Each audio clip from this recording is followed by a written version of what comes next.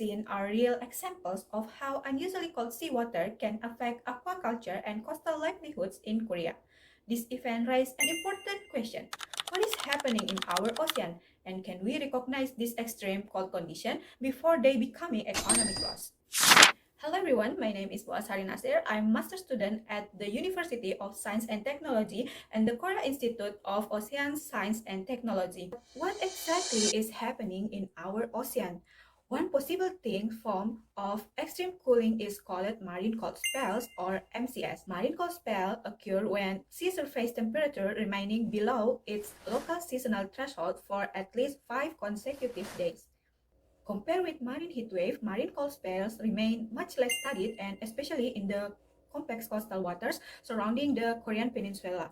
So my research asked a simple question: where, when, and how strongly do marine cold spells occur around Korea?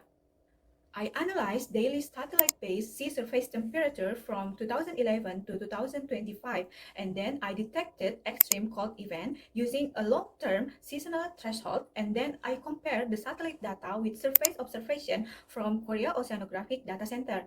This allowed me to move the satellite detection to observation-supported coastal analysis. The results show a clear regional difference. West Korea experienced more persistent and more stronger cumulative cold condition than East Korea, and the western region had nearly twice a domain mean of marine cold spell days and showed longer average event duration. The satellite and in-situ temperature observation showed very strong agreement with almost 9,000 match observation and correlation of 0.98. This means that the satellite product reliable captured the broad surface temperature reliability around Korea. I then selected 3 complementary focal locations in each region. One represents the strongest marine cold spell hotspot, one has the strongest in-situ support, and one represents an important coastal setting.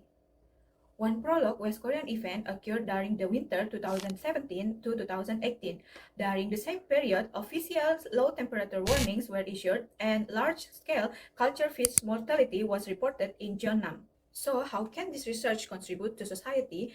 By identifying where cold spells occur and how long they persist and whether they extend below the surface, this research can support earlier and more targeted coastal monitoring.